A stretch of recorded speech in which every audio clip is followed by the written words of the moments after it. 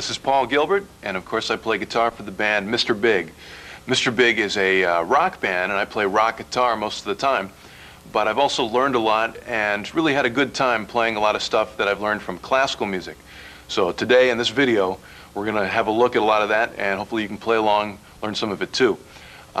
Most classical guitar players actually use their fingers and an acoustic classical guitar to play their classical music. But I do a different thing. I really am not good at the finger thing, so I still use my pick, and a lot of the examples we'll be using distorted electric guitar and imitating the sounds of cellos and violins and even pianos. So hope you have a good time, and before we get started, here's a famous person to help you tune. Hello everybody, it's a great honor for me to be here as a celebrity guest guitar tuner on the Paul Gilbert video. I'm going to give you a special note here on the fabulous Ibanez PGM 700 guitar that I've been entrusted with to give you the note of choice, which is of course an E note. There it is, tune your guitar up to that. Your E chord should sound something like this. There's the E notes for you to tune your guitar to. Rewind if you have to check that again, and I'll see you around. Thank you.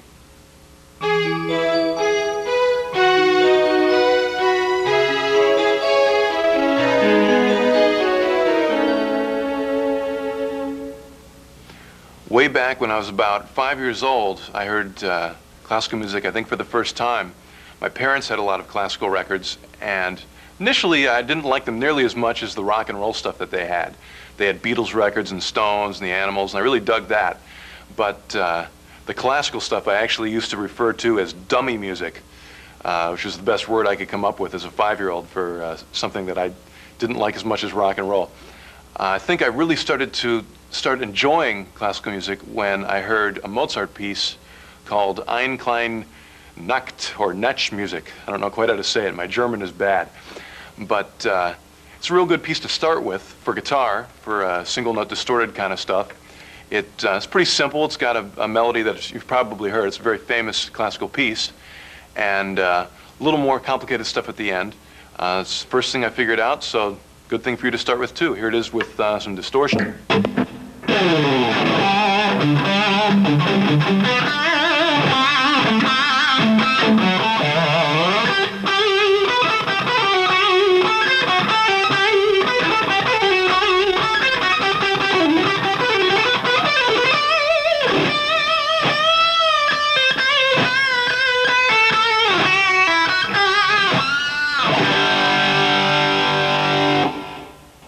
All right. Well, hopefully the beginning is not too tough for you. As I go on in that piece, the end of it gets a little bit trickier. I do a couple faster pull-off and picking licks. There's really just 3 of them. Let me slow those down for you real quick. This is the first one. I go.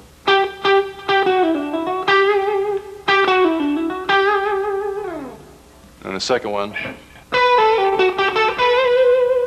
And the third one. So those sound something like this, sped up.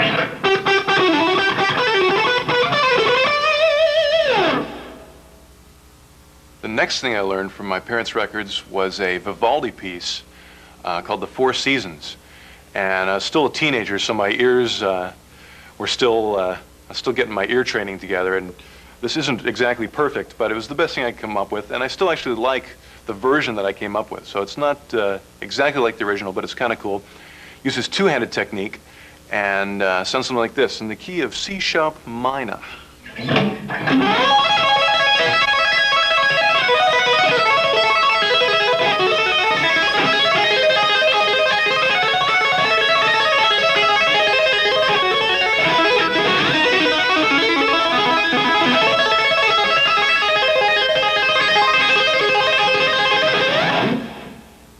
All right. Really, there's only one pattern in that I do. It sounds a lot trickier than it is. For that first beginning part, I'm just using C sharp, E, and G sharp, and this is the pattern. 6 notes.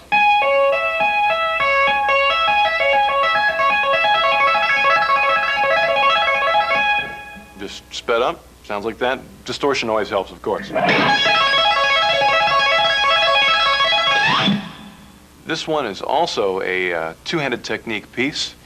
I think it's a Bach piece. I'm not sure exactly which one, because I actually got it from my old roommate when I was going to GIT, a guy named Tim Walsh. I'll give credit where credit is due. I stole it from him, but it's a good one, so I'll show you.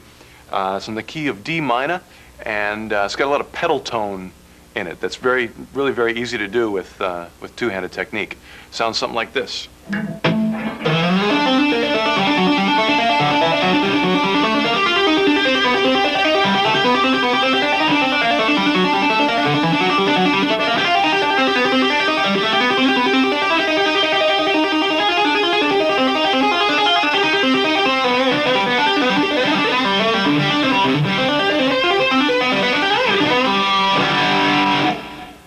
All right, and to play this one, I think one important thing, of course, is I'm using a tapping technique, and when you do that, you have to figure out some place to put your pick.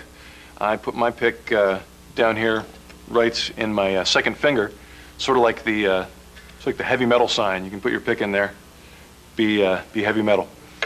And besides that, let me just play a little slower so you get the idea of how it goes, and you can play along.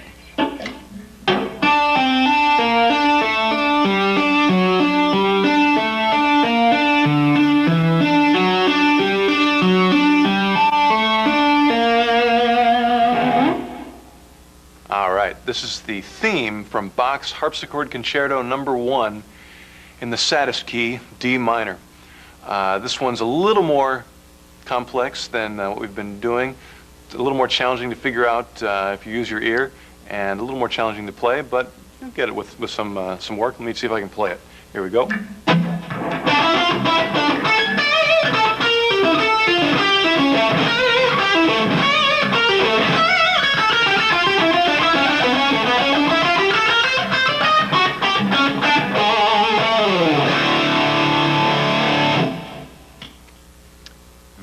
Very cool. I like that piece. It's got a lot of big interval skips in it, but nothing really all that fast, so hopefully it won't be totally challenging, and you can get it and start playing it and have some fun with it. Hope you like that one. Here's another Bach concerto. This is one for two violins that he wrote also in the saddest key of D minor. I just figured out one part. Hope you enjoy it. It's in the key of D.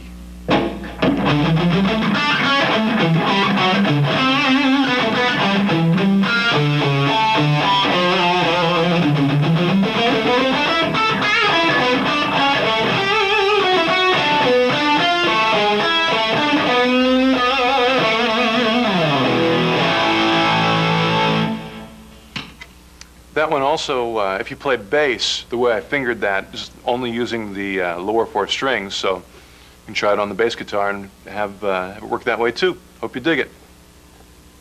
This is a Franz Liszt piece, or Franz Liszt. I have trouble with these foreign names. And the piece is called Mazeppa, I think. Again, another foreign word. I'm having trouble, but the music part hopefully will come off better than my pronunciations. This is a piece that has a lot of fives in it. A lot of times when you hear classical music, you'll hear fours, which go like 1, 2, 3, 4, 1, 2, 3, 4, 1, 2, 3, 4, 1, 2, 3, 4, that kind of thing. This has fives, which is a little more odd, but has a really cool sound. This uses a lot of harmonic minor scale in it, so it has that real sinister kind of, and also very powerful musical feel to it. And let me play it for you. Franz Liszt, very cool sounding piece.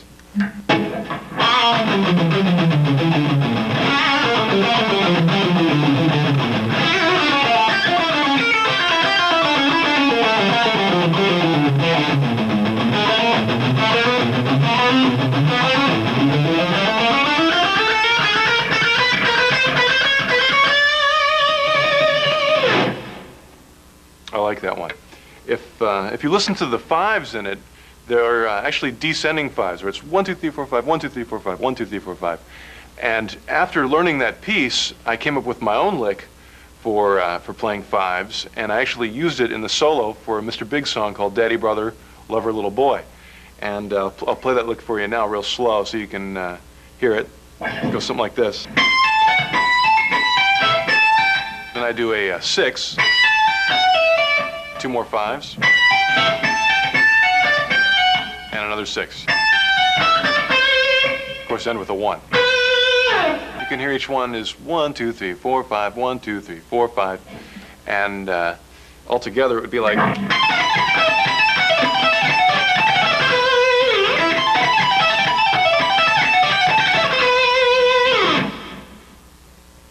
Pretty amazing that you can get something like that from a Liszt piece. Very cool.